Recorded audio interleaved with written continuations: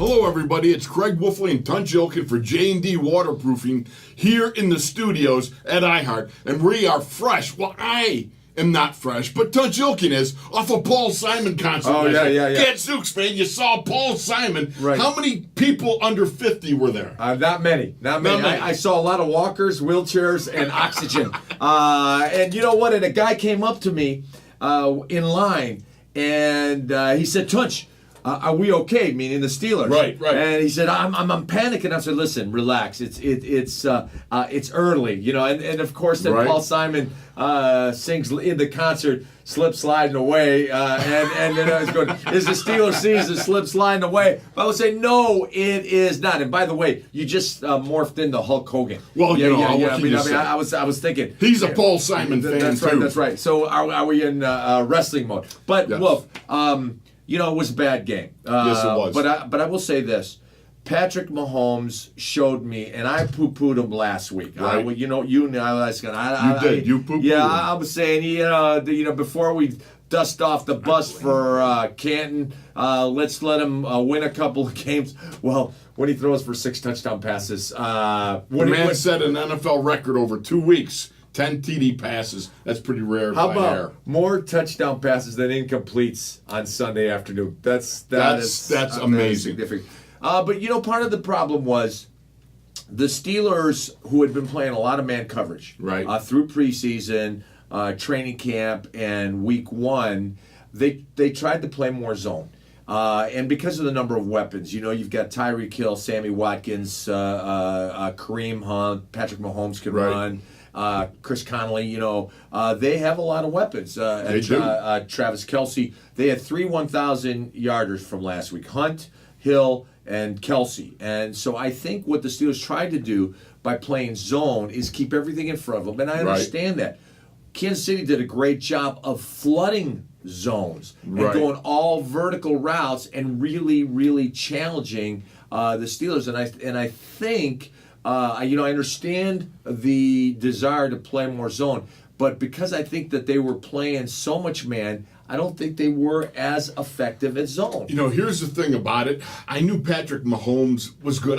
We both agreed he was good. Right. None of us thought he was six TDs good. Right. You know, I mean, to me, that was crazy. Second thing was, that offensive line was better than I really gave them credit for. They did enough, but it was based a lot on Mahomes getting rid of that ball so quick. I mean, snap the throw. He was getting pre-snap reads, and he was taking that ball and throwing it in 2 seconds or less for a huge amount of the time in the game. And then the third thing was the Steelers I think they spent so much energy coming back that in the waning moments on an 80-plus degree day, with 84 snaps running no huddle, I think it gassed him at the end, and it just kind of caught up with him. You dig yourself a 21-0 hole, Chaluch, you got issues. Yeah, you know what? I think you're right. One of the things that I saw a lot of Patrick Mahomes, the game that he started last year against Denver, the third preseason game against Chicago, and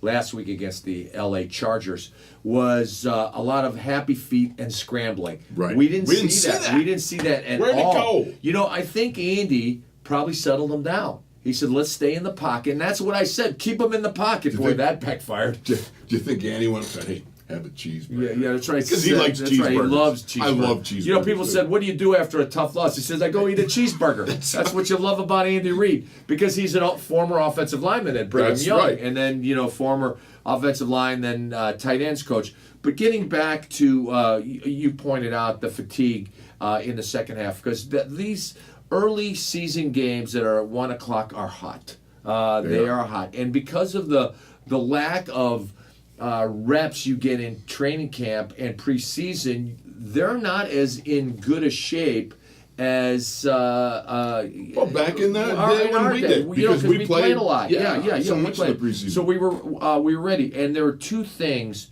that were like kicking the guts for me.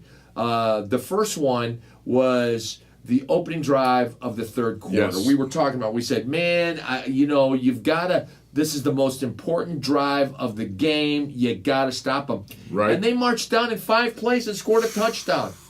Chaluch, you look at their 12 drives. Yeah. Gadzooks, like 9 of them were 6 plays or less. Right, yeah. That's ridiculous. Yeah. That's ridiculous. But that was a kick in the gut. Yeah, and the second one. Not only did they score, but they scored so easy. I know. And you had the touchdown pass to Travis Kelce on. He split the safeties on the post pattern from the slot into the left.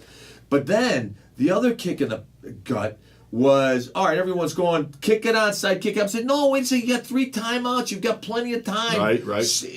You can make them go 3 and out. Well, they didn't. They did. First down, 9 plays, 9 yards. That was and I wrote about this. Yeah. That was not just a kick in the gut. That was a groin shot. Yeah, that was a kick in the groin. Yeah, well, I'm trying to be more true. We're trying to be a little polite, copacetic. But the point is this: you come out, you got a fullback, a lead back. Everybody knows you're going to run the ball, and you look at each other across the line, and you ball up your fist, you arch your neck, bow it, and you come off because you know you're going to be tested. And you give up 9 yards on the first carry at the 1:59, right after the 2-minute warning. Right. I'm sorry. That is a killer. Yeah, to quote Chuck, that was like a kick in a place that young men shouldn't be kicked. Good point by you, and you said that very nice. Yeah. So much better than I did. But hey, it's time to reload. Yes. You've got the Tampa Bay Buccaneers who look. I just watched film on them yesterday. They looked pretty good. Oh, I haven't watched it yet. Ryan Fitzpatrick. The opening play